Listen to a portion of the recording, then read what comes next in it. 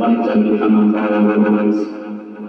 কত গরিব বাবা আছে, মা আছে, ঈদের সময় ভালো জামা কাপড় করতে পারে না, কিন্তু সন্তানকে পড়াবার জন্য পাগলের মতো হয়ে যায়, নিজেরা খাইতে পারে না, সন্তানের কষ্ট করে খাওয়ায়। ও যুবক, পায়ে হাত রেখে বলি, ওই মা বাবার কষ্ট বিস্তারের যুবক, ওই মা বাবার দোয়া নিয়ে সামনে আগাও। ওই মা বাবার এত অবদান তোমার আমার পেছনে। তুমি পরীক্ষায় ভালো নাম্বার পেয়েছো, মা বাবার দোয়া ছাড়া কোনোদিন পাইবা না।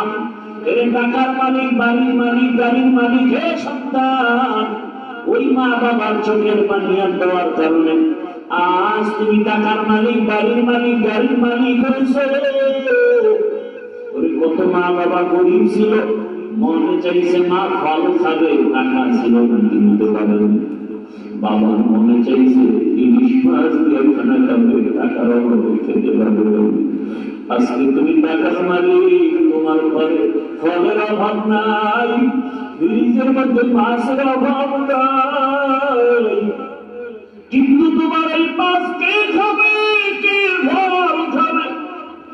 কত বড় দুর্ভাগ্যের সন্তান, তোমার ঘরে এত ফল, এত মাছ, যারা খাইতে চাইছিল পায় না, আজ তারা কবরে সাদা কাপড়ের বাসিন্দা হয়ে আছে। তুমি চাইলেও খাওয়াতে পারবা না, কি পারবা? ওই মা বাবার জন্য কলিজা ভরে দোয়া করিও, দুপুরা চোখের পানি ছেড়ে দোয়া করি। অনিষ্ঠুর সন্তান, অনেক মা বাবা করি, লেখাপড়াও জীবনে তেমন করে নাই, কিন্তু একটা সন্তানকে মানুষ বানাইছে, ওই সন্তানকে মোটান করবে, লেখাপড়া শিখিয়া চাকরি করে, মা বাবার খবর নেই। অনেকে বিবাহ করিয়া স্ত্রী পাইয়া মায়ের দিকে তাকায় না, স্ত্রীর চেহারা তো ভালো, মায়ের চেহারা তো এত ভালো না। গাভীর নামে সূরা পর্যন্ত গাভীটার মূল্য কত? এত দাম, এত দাম হওয়ার কারণ হলো মুসা নবীর সাথে সওয়াল আছে। তার সাথে একজন নবীর সাথে সওয়াল লাগার কারণে গাভীর দাম বেড়ে গেছে, যার নামে সূরা নাযিল হয়ে গেল। সূরার নামকরণ করা হলো। তাহলে মানুষ, তুমি কেন বুঝো না? দাবি যদি একজন আল্লাহর প্রিয় বান্দার সাথে সম্পর্ক আর সোয়া লাগায়, দাবি হয় আমি মানুষ কেন একজন আল্লাহর প্রিয় বান্দার সাথে সম্পর্ক রাখতে দাবি হবো না? বলার সময় নেই রে বাবা। পৃথিবীর মধ্যে একজন দামি মানুষ, চার মাযহাবের চার ইমামের একজন ইমাম আহমদ বিন হাম্বল রাহমাতুল্লাহি আলাইহি, এত বড় আলেম, হাজার হাজার ছাত্র হাদিস পড়ে তার সামনে অল টাইম,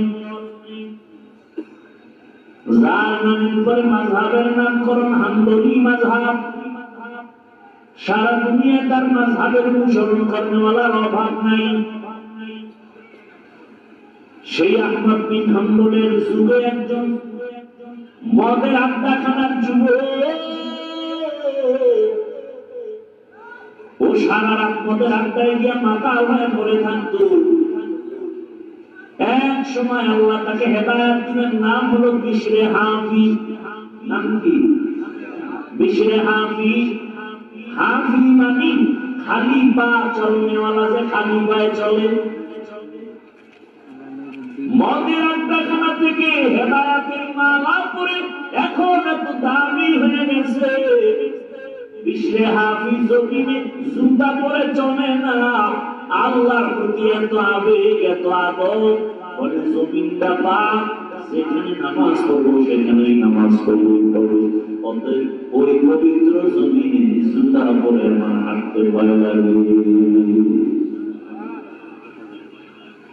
لكل شيء زينة في الورى وزينة المرء تمام الأدب الخدا إن توفيق آدو بأدب محروم داش از فضل বাইরামার ওই বিশে হাফি ঘোড়ার পিঠে সফর করে ওই জামানার বাবা আলীর নাম একটু আগে বলছিলেন কি নাম বলছি মনে আছে না ভুলে গেছি আহমদ বিন হাম্বল রাহমাতুল্লাহ আলাইহি কেউ তাকাইয়া দেখে বিশে হাফি ঘোড়ার উপরে সফর করে সায়ের হয়ে চলে আর আহমদ বিন হাম্বল ওই ঘোড়ার লাগাম ধরে নামতেছে মাটির ঘোড়াতে জিজ্ঞাসা করা হলো আহমদ বিন হাম্বল বিশে হাফি মাত্র মদের আড্ডা খানা থেকে এসা তেমন এলেম বলা হয়নি বাকি আমল বলা হয়েছে বুজুর্গ কিন্তু এলেম কম আর আপনি এত বড় আপনি তার ঘোড়ার লাগাম ধরে টানেন এটা কেমন কথা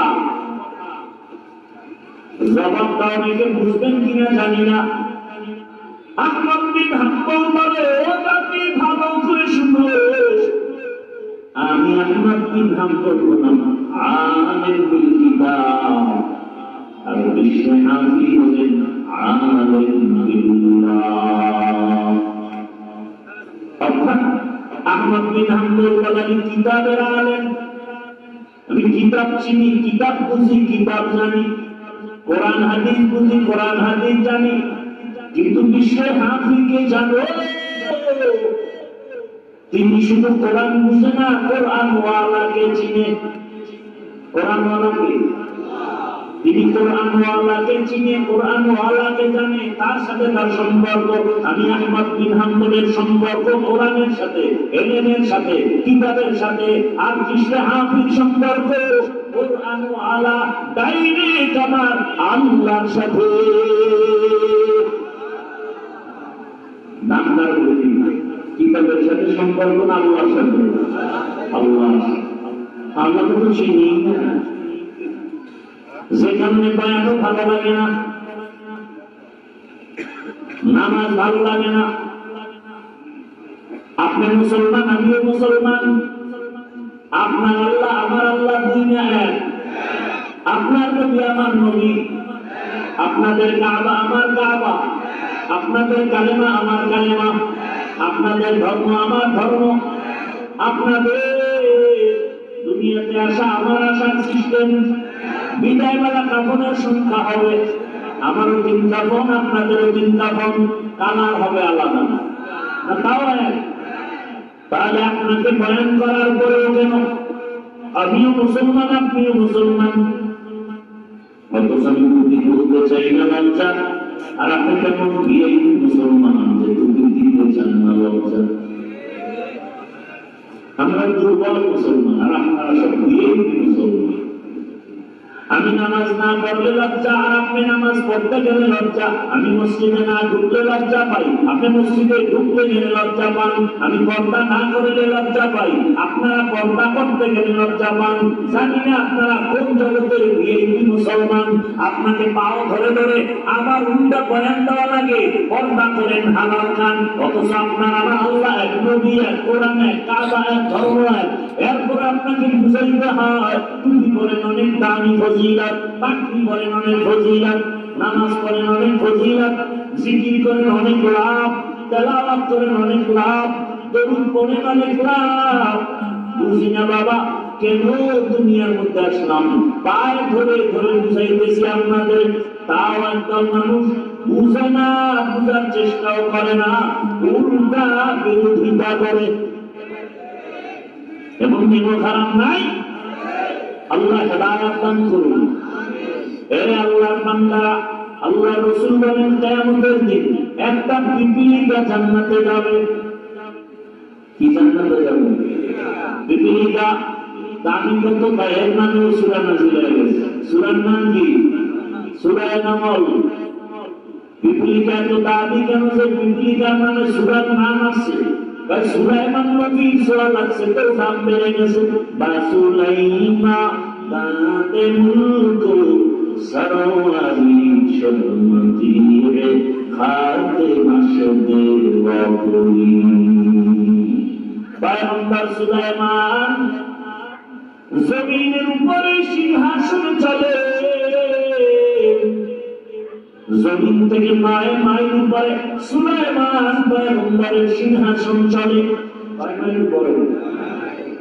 মদিনাতুল মুনাওয়ারা পেরিয়ে যখন সামনে যান, হঠাৎ পয়গম্বর সুলাইমানের কানে 9 মাইল উপরে পিপলিকার আওয়াজ আসে। পিপলিকা তার জাতি বাইরে ওয়াজ করে, ওয়াজ। সুলাইমান নবী 9 মাইল উপর থেকে পিপলিকার বয়ান শুনে হাসলেন, ফাটা বাসামা। পয়গম্বর সুলাইমান হাসি দিয়া কয়, সিংহাসন জমিনে লেন করো। জমিনে লেন করার পর সুলাইমান নবী পিপলিকার ঘটনা শুনতেছেন। পিপলিকার রাজা নেতা তার সাথে বয়ান করে, ইয়া আইয়ুহান নামলু মাসাকিনাকুম, পিপলিকা সর্বত্র বলো আমার সুলাইমানের সৈন্যবাহিনী পৃথিবীতে এমন একটা চাপ খালি হবে বলো। পিপলিকা বয়ান করে তার জাতি বাইরে, এর নাম রাজনীতি। এর নাম কি? রাজনীতি। কি রাজনীতি? একটা পিপলিকা তার জাতি ভাইয়ের ক্ষতি চায় না, সতর্ক করে তাড়াতাড়ি নিরাপদ জায়গায় ঢুকো। আর মানুষ কত নিরীহ খারাপ, বডিগার্ড বডির উপরে আঘাত করে গুলি মারে। কথা বলেন, মানুষ বড় বেঈমান। স্বার্থের টানে মা বাবা সন্তানকে জবাই করে, সন্তান মা বাবাকে জবাই করে, ভাই ভাইকে জবাই করে, স্ত্রী স্বামীকে জবাই করে, স্বামী স্ত্রীকে জবাই করে, বন্ধু বন্ধুটা কল্লা ফেলে দেয়। কুকুর মারলে কষ্ট লাগে, এই জাতি মানুষ মারে মনে কষ্ট পায় না। পিপলিকার থেকে শিক্ষা নাও। এই পিপলিকার এত দাম হলো, আল্লাহ রাসূল বলেন কিয়ামতের দিন এই পিপলিকা জান্নাতে যাবে। তাহলে একটা পিপলিকা ক্ষুদ্র, চোখে ধরা পড়ে না, তার যদি এত দাম হয়, একজন নবীর সাথে সম্পর্কের কারণে ওই নবী ওয়ারিস ওলামায়ে কেরাম, ওয়ারাসাতুল আম্বিয়া, আর নবী আসবেন না, সাহাবায়ে কেরাম আসবেন না। কিয়ামত পর্যন্ত এই জাতিকে জান্নাতের পথ দেখাবেন ওলামায়ে কেরাম। সেই ওলামায়ে কেরাম সব নবীদের ওয়ারিস, নবীর দায়িত্ব তারা পালন করেন। এদের সাথে যদি ভালোবাসা রাখো, একটা পিপলিকা যদি নবীর সোয়াবে দাবি হয়, নবীর ওয়ারিস ওলামায়ে কেরামের সাথে মানুষের যদি সোয়া লাগে, ওই মানুষ কেন দামি হবে না? এ আল্লাহর বান্দারা, ও আমার কলিজার যুবক, ও বান্দারের মা বোনেরা, বৃদ্ধ বাবাজিরা, এই দুনিয়াতে আল্লাহর এক দুশমন কোরআনে আছে, তার নাম ফেরাউন। নাম জানেননি? এত বড় দুশমন যে নিজে আল্লাহ মানে না বললে নিজের খোদা দাবি করল। শুধু খোদাই দাবি করে না, সব থেকে বড় খোদা আনা রাব্বুকুমুল আ'লা। একটু বলে ওই বেঈমান ফেরাউনের স্ত্রীর নাম কি? আসিয়ার ইতিহাস জানেন? এত বড় বেঈমানের ঘরে আসিয়া কেমন দামি? রহমতের নবী বলেন কিয়ামতের ময়দানে আসিয়ার সাথে মুহাম্মদের সাথে জান্নাতে বিবাহ হবে। সুবহানাল্লাহ। এত বড় বেঈমানের ঘরে স্ত্রী কত দাম! হাসরের দিন মানুষ কঠিন হালাতে থাকবে, এমনকি সব মানুষ রঙে দাঁড়াবে। এই জমিন হবে কিয়ামতের মাঠ। সিরিয়ার জমিন হবে আল্লাহর বিচারণায় আদালত। কেউ বলেন মক্কার পাশে আরাফার ময়দান হবে আল্লাহর আদালত। বিশুদ্ধ মাত্র সিরিয়ার জমিন, প্রথম কিবলা বাইতুল মাকদিস, ওই জমিনে হবে আল্লাহর আদালত। সব উলঙ্গ দাঁড়াবে নারী পুরুষ। আম্মা জান আয়েশা রাদিয়াল্লাহু আনহা বলেন, ইয়া রাসূলুল্লাহ, যখন নারী আর পুরুষ একত্রে উলঙ্গ দাঁড়াবে হাসরের মাঠে, একটু লজ্জা লাগবে না? রহমতের নবী চোখের পানি ছেড়ে বলেন, হে আয়েশা, হাসরের মাঠ এত ভয়ঙ্কর হবে যে কেউ কারো দিকে তাকাবার হুঁশ থাকবে না। হাসরের মাঠে দাঁড়ানো মাত্র মানুষগুলো পাগলের মতো হেলবে দুলবে। একদিকে সূর্যের গরমে মাথার নখগুলো ভাতের মারের মতো ঘুরবে, মাটির জমিনটা তামা হয়ে গরম হয়ে যাবে, পায়ের চামড়া পড়ে যাবে।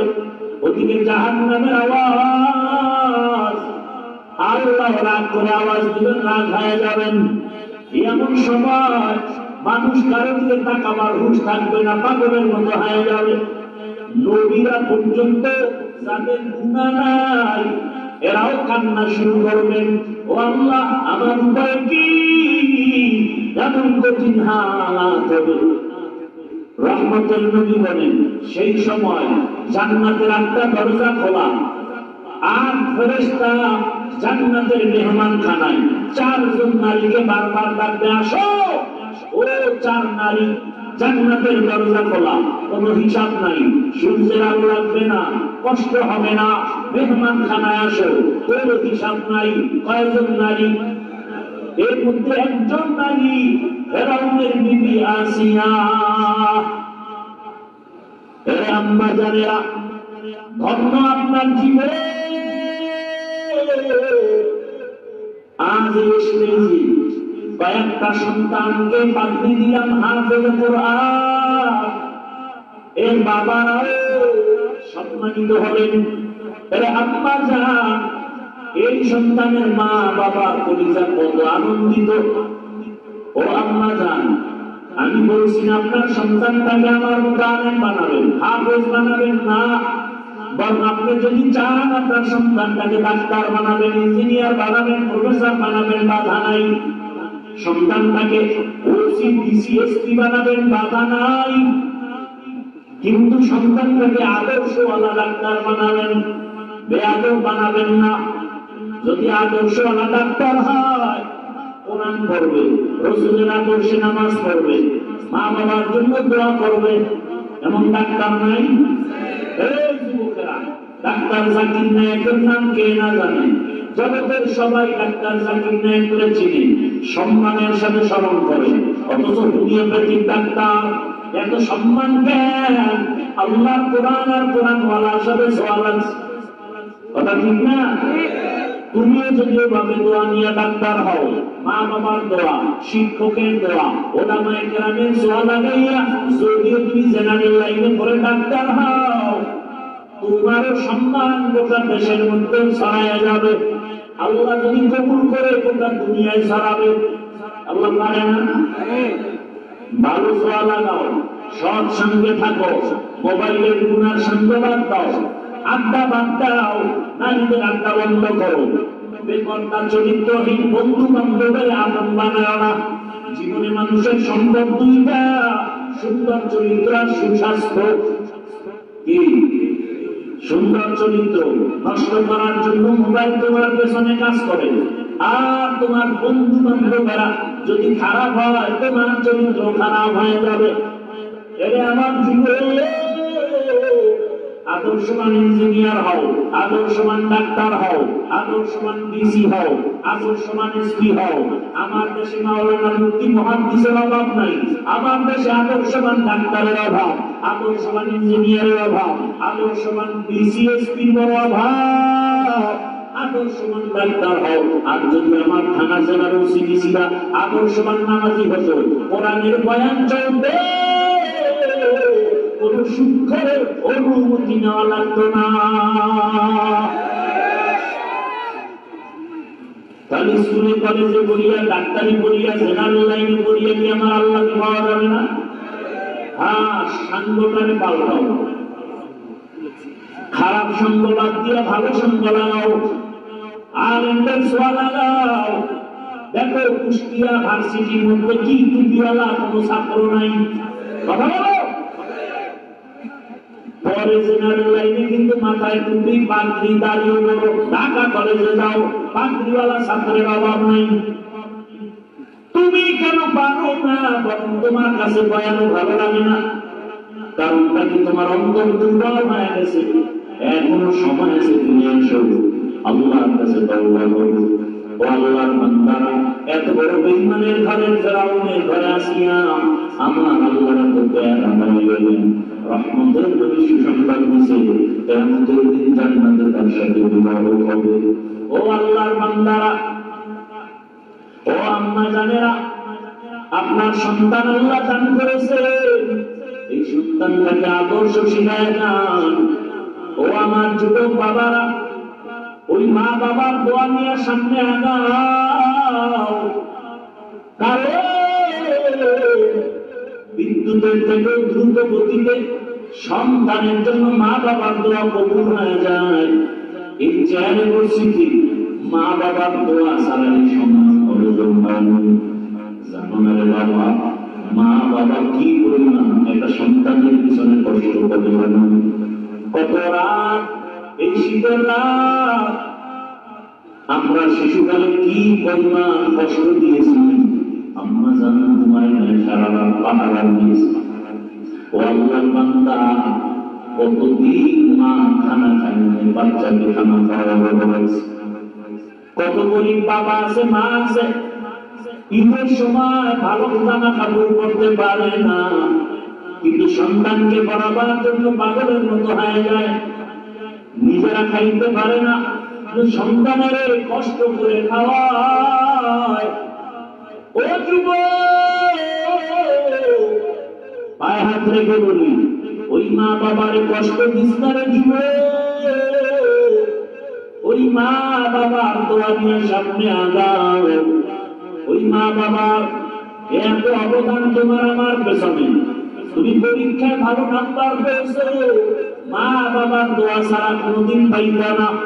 এর টাকার মালিক, বাড়ির মালিক, গাড়ির মালিক, হে সন্তান, ওই মা বাবার চোখের পানি আর দেওয়ার কারণে আজ তুমি টাকার মালিক, বাড়ির মালিক, গাড়ির মালিক হয়েছে। কত মা বাবা গরিব ছিল, মনে চাইছে মা ফল খাবে, টাকা ছিল না কিনতে পারেনি। বাবার মনে চাইছে ইলিশ মাছ দিয়ে খানা খাবে, টাকার অভাবে খেতে পারবে। আজকে তুমি টাকার মালিক, তোমার ঘরে ফলের অভাব নাই, ফ্রিজের মধ্যে মাছের অভাব নাই, কিন্তু তোমার এই মাছ কে খাবে, কে ফল খাবে? কত বড় দুর্ভাগ্যের সন্তান, তোমার ঘরে এত ফল, এত মাছ, যারা খাইতে চাইছিল পায় না, আজ তারা কবরে সাদা কাপড়ের বাসিন্দা হয়ে আছে। তুমি চাইলেও খাওয়াতে পারবা না। কি পারবা? ওই মা বাবার জন্য কলিজা ভরে দোয়া করিও, দুপুরা চোখের পানি ছেড়ে দোয়া করি। অনিষ্ঠুর সন্তান, অনেক মা বাবা করি, লেখাপড়াও জীবনে তেমন করে নাই, কিন্তু একটা সন্তানকে মানুষ বানাইছে, ওই সন্তানের কারণ করবে লেখাপড়া শিখিয়া চাকরি করে, মা বাবার খবর নেই।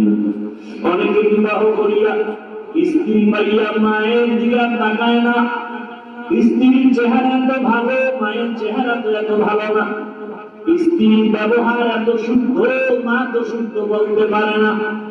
এইভাবে উল্টা পাল্টা ধারণা করিয়া মায়ের খবর নেয় না, বাবার খবর নেয় না।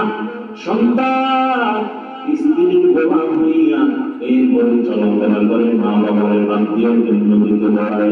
আল্লাহর কসম করে বলি, মা বাবা যদি কষ্ট করিয়া একটা নিঃশ্বাস ফেলে দেয়, আল্লাহর জাতের কসম মরার আগে তোর জীবনটা ধ্বংস হয়ে যাবে।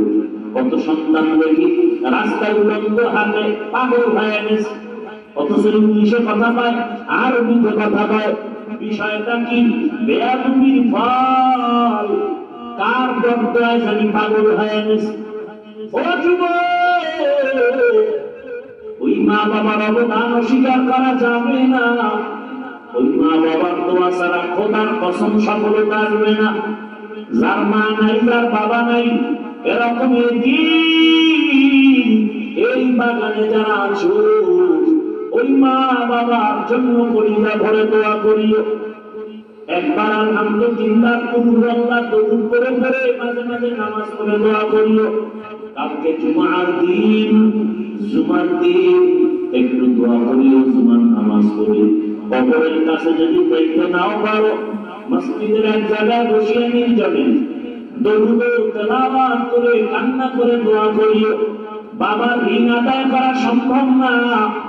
আর ওই কপালওয়ালা যুবকদের বলবো, ও আমার কপালওয়ালা যুবক, মা বাবা যদি এখনো বেঁচে থাকে, এই রত্ন থাকতে দোয়া নাও। হারায় গেলে এই রত্ন আর খুঁজে পাইবা না। এরে যার বাবা আছে অসুস্থ বিছানায়, এরপরও কিন্তু সন্তানের একটা শক্তি, ঠিক না? মনে হয় মানে একটা গাছের ছায়া নিচে আছে, কিন্তু যার বাবা নাই, ও মনটা বড় অসহায়। আয় লয় চলাফেরা করে, মাঝে মাঝে এত কাপড়ের সামনে নিঃশ্বাস হলো। ভাই বোন সব আছে, স্ত্রী সন্তান আছে, টাকা আছে, কিন্তু আমাকে দোয়া করার মতো বাবা আর নেই।